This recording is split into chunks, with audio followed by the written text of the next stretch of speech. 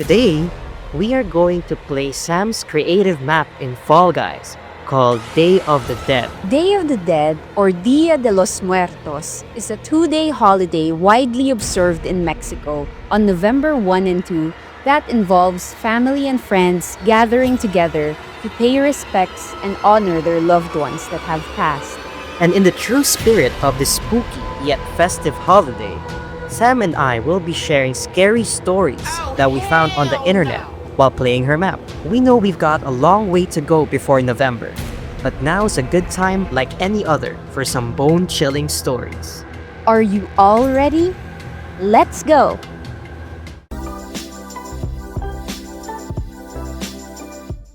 Hey guys, and welcome back to another Mornings and Evenings with Sam and Gabe video. So, we are here in Sam's Day of the Dead map, and this map has 4 different sections, and in each section, we are going to be sharing a scary story to each other.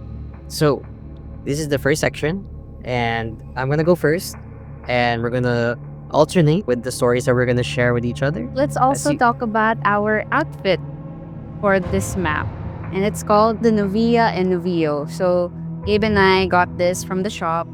It's kind of like a Day of the Dead themed costume. And this costume was also the one that inspired me to make this map. I know our beans are ready to get spooked and ready to hear some scary stories. So while Gabe is telling us the story, he will be piggybacking on me so that I can be the one to control our beans going through the map. Yeah.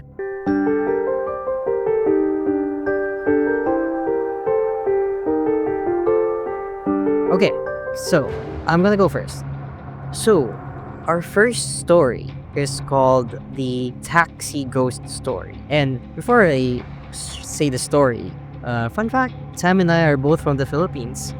And unfortunately, right now we're in a long distance relationship, but we both grew up together in the Philippines. So, our stories are gonna be based in the Philippines, and it's a nice way to get to know us even more. So, love, the story goes like this.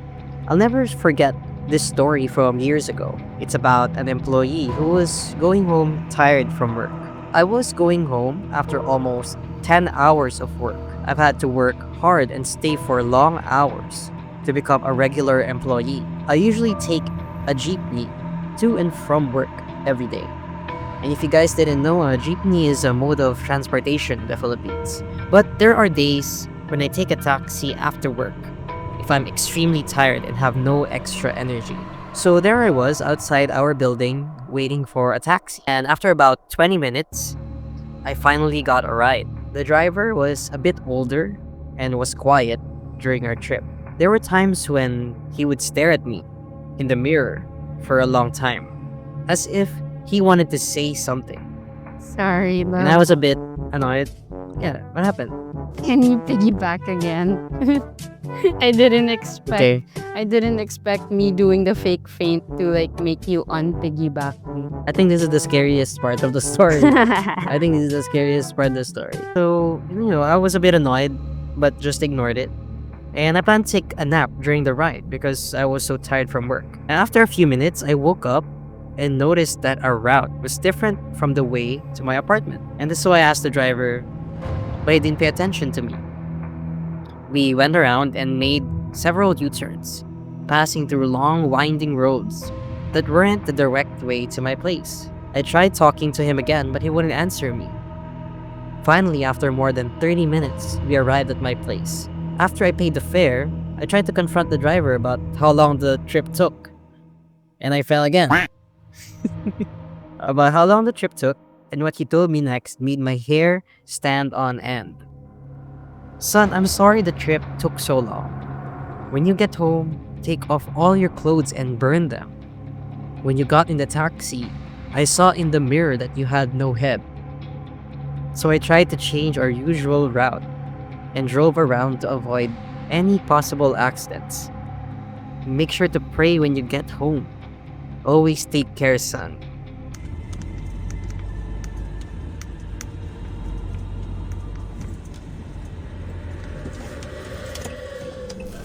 Huh? Wala. Wala. Diyos ko po.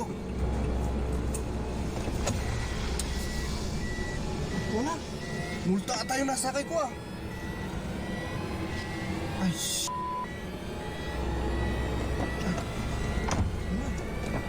wala.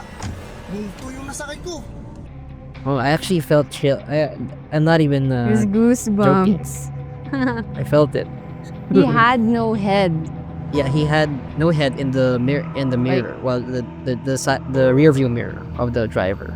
I have like a mental image of because Gabe and I also drive a car, and I always tell him that I'm always scared to drive at night, especially in very dark roads. So I don't know.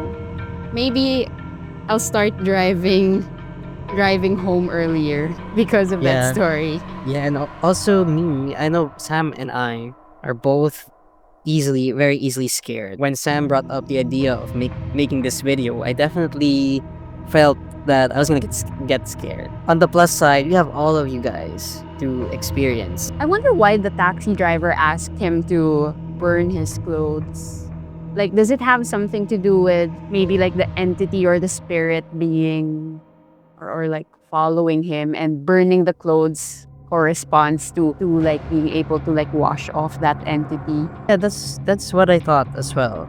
Is to so that the entity or whatever it was doesn't follow the person Yeah. to his home. I wonder if like which part is it the taxi that's haunted? Is it the company workplace that's haunted? Is it the streets that they passed in that's haunted? I'm gonna lessen our fear and say maybe it's a plot hole in the story, because you're right. Which part of the story is the reason, Yeah. or which part of the story is haunted? No Or- one knows. Or maybe like in like a Final Destination Bloodlines kind of way. Maybe that guy has like a family history dating back to the 1980s or 1990s. Like there's a curse in the family. I don't know. But it's scary. Yeah. It's scary nonetheless. Like I wouldn't want to like Yeah. be driving at night and then one day look at the rear view mirror and then see my passenger being headless. Like comment down below what you guys feel whenever you're driving alone at night and the road is very dark. Like do you also like feel anxious looking at the rear view mirror for fear that someone might be like behind you?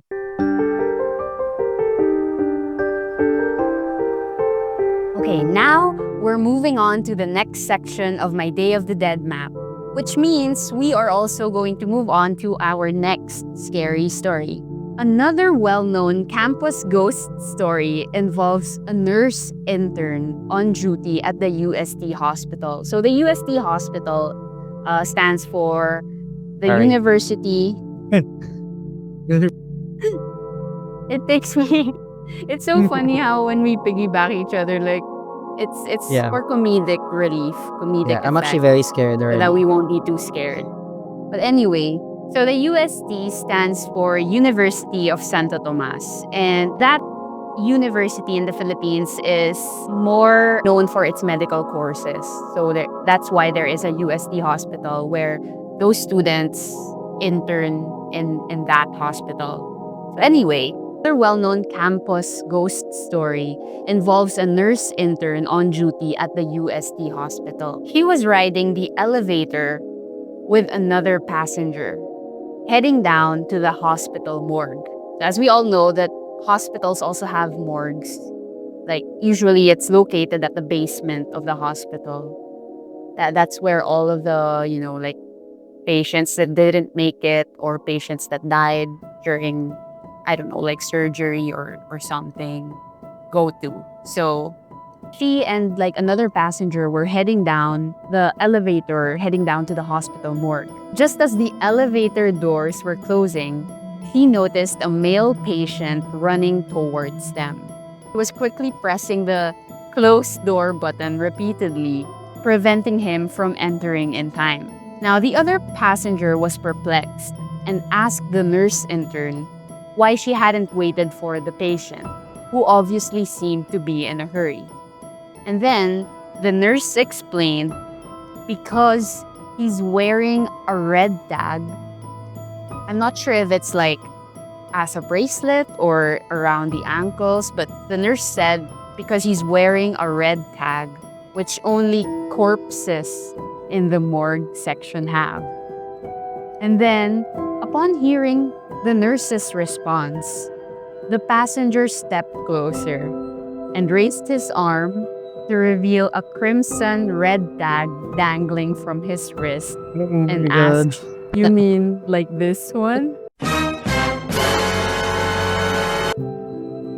My reaction is actually as these are second stories so far, and my feet, I have my toes goosebumps are already. cold. I'm really actually really scared. This was your idea. Yes, in the true spirit of the Day of the Dead Okay. map, we need to tell ghost stories.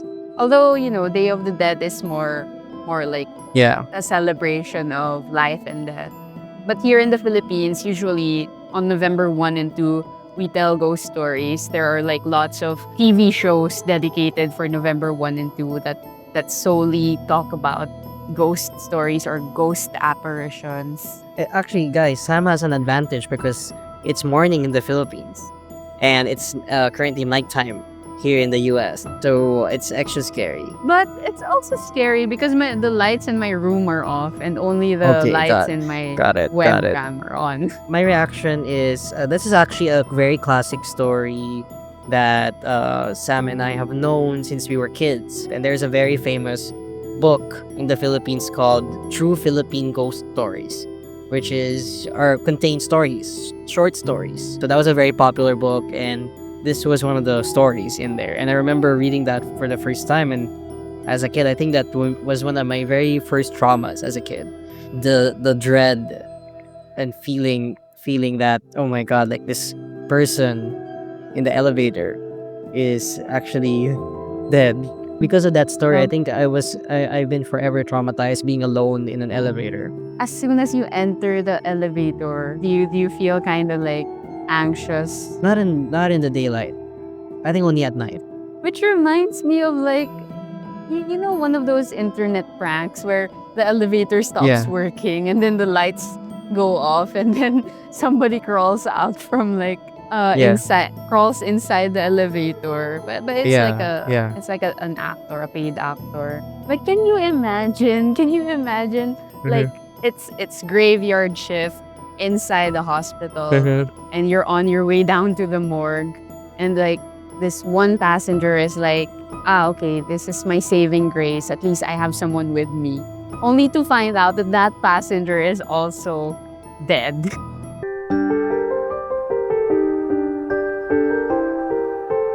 Before I proceed to the next story, I had this thought, and I wanted to bring it up to you. You know what would be the scariest part of this video is if someone comments and says, at like the 4 minute 15 mark, like Oh my I saw god. something. I'm already scared. You haven't even finished your sentence. I'm already scared. You know what, guys? At the 4 minute and 15-second mark on your video, your lights flickered or something like a shadow passed Oh my god. passed behind Gabe's secret lab chair. god, no. Scooter and Chili. Protect Gabe. The next story is based on a location in the Philippines called Balete Drive. So, Balete Drive is one of the locations in the Philippines, and another one. This is another classic story of a location that's known to be very haunted, and a place that I have never personally visited before, but it's definitely been a place that I've been wanting to avoid for the longest time. In the Philippines, there is a popular white lady that haunts a specific tree in a road called the Balete Drive. And it's named Balete Drive because of the canopy of balete trees that line its sidewalk. And if you guys don't know, a white lady is a ghost of a woman who haunts the living world. More specifically, those who die horrific deaths. Okay, so there's another story of someone's uncle who worked at a telecommunications office, and the uncle was assigned the graveyard shift. And the uncle was a tough man, and he was never one to believe in ghosts, but so he accepted the offer and he went home around 1 a.m. And so he was cruising a long road, and according to the uncle, he heard a very faint crying. He slowed his vehicle down and listened intently, watching for a possibly injured lady in need. The crying grew louder and louder, and a white figure by a tree seemed to slowly come into view. As he slowly passed by the particular tree, the figure was gone. Oh my God. He sighed a breath of relief. But when he opened his eyes, lo and behold, there she was, her bloodied face in his rear view mirror. Oh my god, as the timer in the map perfectly starts counting down. I'm panicking. And she was pale white and crying tears of blood with the angriest set of eyes he's ever seen in his whole life. That's scary. That's scary. I'm terrified. Wait, we need to go to the cross. We need to go to the cross. Okay, we made it. We made it to the cross at least. In my head, I was like, no, not another rear view mirror kind of story. I don't think I'm gonna want to drive at night, alone at night. And you've actually passed by there, right? Yeah. You passed by that place, right? Yeah, it was my mom driving and I was in the passenger seat at the time. I was riding shotgun and then luckily and fortunately we didn't see anything there. And my mom was like, "Oh, you should check the back if there's someone like riding with us." And then I'm like, "No, no, no." And then I had my eyes closed the whole time. And I was also silently praying in my head because I was so scared. Like that Balete Drive white lady story has been like a very famous urban legend in the Philippines.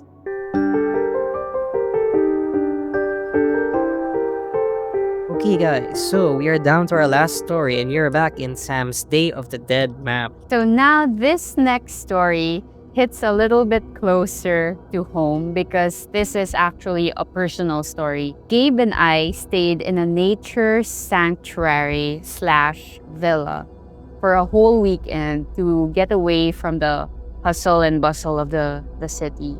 This nature sanctuary or villa had like Spanish ancestral houses, and basically the area it's like a very woody area. It's a forest, and then there's even like waterfalls. There's no TV, and I believe if I remember correctly, love, there's also no internet. So there's nothing there. There's That's right. nothing there to do. It's like the perfect place. Surface level. It seems like, wow, like this is like the ideal place to just relax and unwind. But Gabe and I had like a very opposite experience to that. It was very anxiety inducing and we could hardly like sleep. What the owners of the place did was they took down the house in the original location, and they basically put back those old houses in that, I guess like they wanted to start a business, and they wanted people to experience what it was like to live in their old homes, which are like really old, and like people have probably like passed away in those places already. We stayed in one of the units there, and it's not just the exterior of the house is the same, but the interior of the house uses old furniture of the owners, that the furniture that was originally included in their old homes, like a wardrobe, like a mirror. The room that Gabe and I stayed, so just to give you like a mental image of how traumatizing that room was. So like when you enter the room, like I can still remember that it was a 4-post bed. You know those beds, those like Victorian era beds that it's like a bed with like 4 posts, and then there's like fabric dangling from it.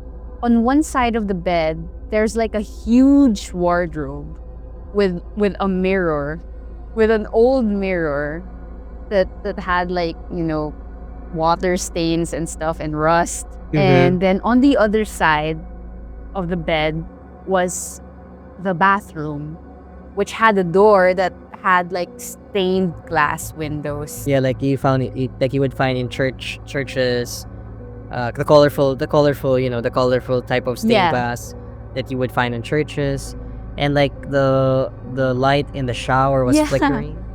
When I was taking a bath, or we were brushing our teeth, the lights were flickering, and at the time, like I was already scared, but I didn't want to like show Gabe that I was scared because then he would get scared and then I would get even more scared. There were so many other factors. Like there was a strong rain. I think we were the only ones. I think. Yeah, we were the staying. only guests. I don't know how we managed to survive that. I'm glad we're still alive. What's scary about that bathroom was that, so it's a stained glass window kind of door, meaning you can see through it. So if ever somebody was inside the bathroom and the lights were out, you would be able to see the outline. I was staying next to the wardrobe, and then I had Gabe stay next to the bathroom with the door that had like a stained glass. And you guys probably already know, but we were not able to sleep at all the whole night. And like I remember, yeah, Also, like another piece of furniture that was there was, so this was the bed, and then at the foot of the bed was like a tiny coffee table with two chairs. Like it's a very like it's a wooden chair. so because we were so scared of seeing anything, I think I had the blanket to my eyes like this, and I couldn't sleep, so my eyes were just like this, but I couldn't open them at all because I didn't want to like open my eyes like that, and then I would see something. Yeah, and then also like I remember when I was like trying to sleep, I could feel that Gabe was like sweating really badly.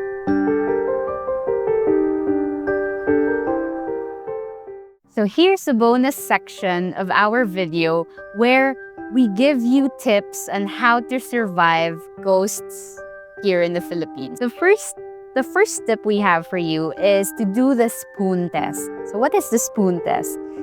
In Filipino mythology, aswangs are shape-shifting monsters, often described as having a taste for human flesh. But they can take the form of animals or humans, making it difficult to identify them. I believe in the US, this is kind of like a skinwalker, where they take the form of like a person that you know. So basically, the spoon test, what you do is you get a spoon, and then since spoon is like a curved surface, the reflection in the spoon inverts the image. So this means that your reflection will appear upside down. So if you're a normal human being, if you put the spoon in front of you and then you check your reflection there, it appears inverted. So you look upside down because of the curved surface. However, it is believed that an aswang or a ghost's reflection in a spoon will appear right side up. So if ever you're like, you're wondering like, is this person a ghost? He kind of feels like he's a ghost or an aswang.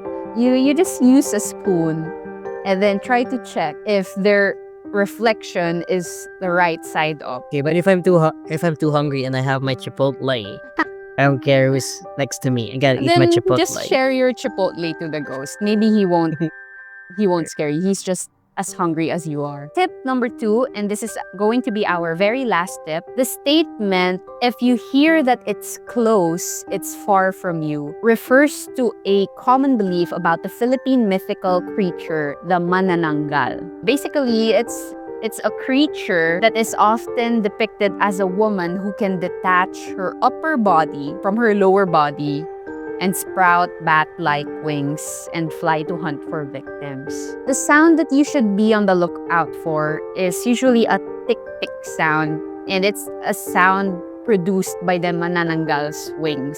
As I said before, if you hear that tick-tick sound being close to you, that means that the manananggal is far and you're safe.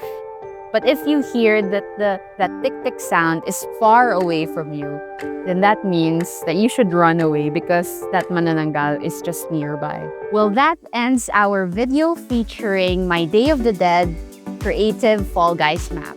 Comment down below if you've got a spooky experience or story to share. We would love to read them. And if you've made it this far, thank you so much for watching. We really appreciate you clicking on this video. To add to that, we would also like to give a big shout out and a huge thank you to Shaded Shodi and Remfi FG for sharing our channel on their YouTube channels. And don't forget to click the like button and the bell icon so you can be updated on our latest posts and videos. So remember to keep your lights on tonight and see you on the next video. Bye!